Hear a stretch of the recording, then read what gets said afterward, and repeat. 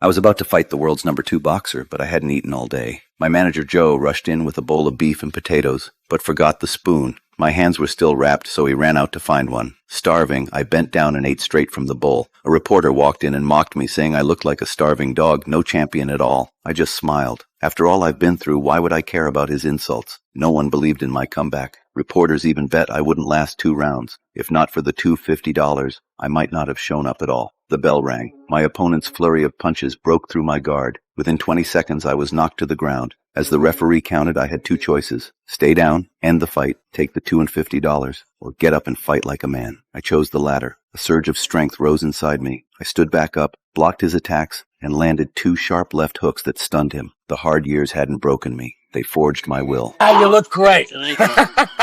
Oh, it sure as hell beats working on a docks. By the 3rd round, I was unstoppable. I dodged his big punch, then unleashed 3 of my own, knocking the world's #2 to the mat. A year working the docks, carrying everything with my left hand to protect my right, had turned my left punch into a weapon. What was once my weakness had become my greatest strength. The crowd erupted, everyone on their feet. The referee stepped in, and a few seconds later my opponent collapsed for good. Victory was mine. After the fight, I went straight back to finish that beef and potatoes. Reporters swarmed me. I was back in the headlines. That night I carried $250 home. My kids ran into my arms, cheering. At last we could sit down to a real dinner. In our dim little house, laughter returned at last. My opponent was tall and strong. No matter how hard I punched, it seemed like he wasn't affected, as if he couldn't feel any pain. What made it worse was, he always seemed to target my injured ribs with perfect precision. After a few grueling rounds, my ribs were finally broken. The intense pain forced me to hold on to him tightly, hoping for a chance to catch my breath. I barely made it to the break, but Joe didn't let me rest.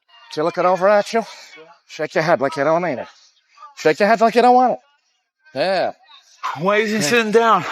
Joe's mind games worked, successfully putting pressure on my opponent. Just when I was getting back into rhythm, the pain in my broken ribs suddenly worsened. Taking advantage, my opponent landed a brutal punch. The situation flipped in an instant. As I was about to fall, visions of my wife's concern and my children suffering from hunger flooded my mind. A fire ignited within me. No matter how tough it got, the pain would only make me stronger. Blood dripped from the corner of my mouth, but I couldn't help but smile. Braddock just took Lasky's best shot, and it didn't even phase him. I launched a series of vicious attacks, throwing fast left and right hooks, causing my opponent to bleed heavily. By the 15th round, the crowd had gone wild, and I was unstoppable. There's the bell! This one goes to the scorecards! And the winner, by unanimous decision, James J. Braddock! After winning the match, I went to the relief center. This time I wasn't there to collect aid, but to return the aid I had received with interest. I wanted to contribute to this struggling country in my own way. I was once a boxing champion, but now I'm stuck in the slums, barely able to feed my family. When my daughter said she was hungry, I made up a lie, that I dreamed of eating a big steak last night. I'm stuffed. I'm absolutely full. I cannot eat another thing. Under my wife's reproachful gaze, I gave all the food to the kids and went out hungry to find work. The docks were already packed with unemployed men. The foreman picked only 9, and I wasn't one of them. That night, my manager Joe set up a fight for me. Win or lose, I'd earn $50. But before the match, he noticed my wrist hadn't healed, and fighting could make it worse. It's going to be fine. Oh, it's not fine. No, it's not. What the hell? You don't tell me? What the I hell owe kind of everybody crap money, is Joe. that? I owe everybody money. I can't get any shifts. We ain't got any cash. Seeing my struggle, he quietly wrapped extra bandages on my hand. The fight was brutal. I could barely use my right hand and had to rely on my weaker left. After a few rounds, the crowd started mocking, thinking it was a fixed fight. Frustrated, I swung my right fist. It landed on my opponent's head, and my wrist broke again. From there, the fight fell apart. The angry crowd threw things into the ring. The match was declared invalid. I lost the money and had my boxing license revoked. I rushed to plead with the promoter, but he showed no sympathy. I didn't know how to face my wife and kids. At that same street corner, I thought of my old self. After every match, I was cheered by crowds, earning thousands in a single night, known as the Platinum Bulldog, until that wrist injury. Then the Great Depression hit, and bad investments destroyed me. My life collapsed, forcing me into the slums to survive. I got a free shopping opportunity. For the next 10 minutes, everything I put in the shopping cart was free. I rushed into the refrigerated section, picking out lots of steaks for the kids, then various canned goods. Each food item was part of my plan. The 2 sales attendants were very cooperative, helping me pack everything quickly. In the end, I grabbed some imported fruits I'd never tried before. As the countdown ended, I left with a full cart. However, my husband didn't seem happy at all. We sat around the table sharing the food, but he started to angrily throw it on the floor. Whenever this happened, we'd all just gotten used to it. Even so, I asked him to put the food back, but he got more agitated, picked up the food, and threw it outside. Then he threw the cans from the table out too. I didn't say anything. I just silently picked up the food and closed the fridge. He hid in a corner, eating canned food alone.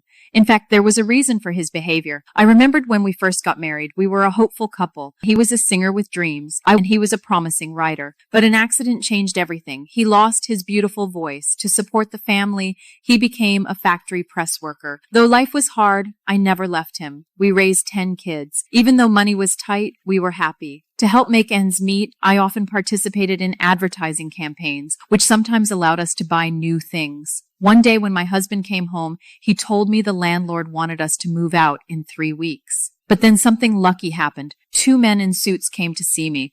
It turned out I had won a prize in a campaign. The prize was $5,000, a new bike, and a full set of appliances. It was the biggest prize I had ever received. But the neighbors made my husband uncomfortable. Looks like you're the one who got lucky, Kelly. Oh, now Kelly was all set to do it. I just beat him to the punch.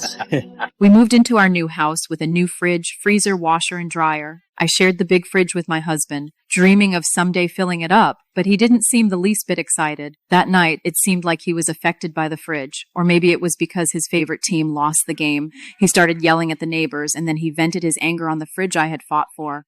I'm a housewife who's won the lottery over 100 times. Thanks to this luck, I've kept a family of 12 afloat. I've been married for 20 years. Our quality of life kept sinking, yet the children kept coming, one after another. 12 of us squeezed into a tiny rental, and now even this place is about to be gone. The landlord gave us 3 weeks to move out. The kids anxiously asked their father what to do. He just said, "Don't worry, your mom always finds a way." I swallowed my bitterness in silence. My husband works at a factory. His pay barely covers the basics, but he has 2 hobbies: drinking and betting on soccer. No debt yet, and that's already a blessing. At least I had some talent for writing. I often entered contests to bring in a little cash. This time, I won the grand prize, $5,000, a bicycle, and a washing machine. We rushed to put the money toward a house deposit. When signing the contract, I took off my gloves, ready to sign with him, but the agent said the one who makes the money signs the papers. My husband shrugged. "Doesn't matter, I'll be the one paying the mortgage." So only his name went down. On our very first night in the new house, his team lost the match and he completely lost control.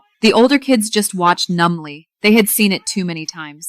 The little ones were frozen with fear. I stepped forward to calm him. Instead, he lashed out harder, smashing things like he wanted to destroy the whole house. The police came, but only patted him on the shoulder. They said they understood him and even sat down to drink tea and talk soccer. When I finished cleaning the wreckage, the priest showed up. I thought he'd urge him to stop drinking. But instead, he said my husband carried heavy burdens, that he drank to drown his sorrows, and that as his wife, I should be more patient and carry more of the load. That was when I realized I couldn't rely on the police. I couldn't rely on the priest. I could only rely on myself. The next day, he acted like nothing had happened, smiling at the kids.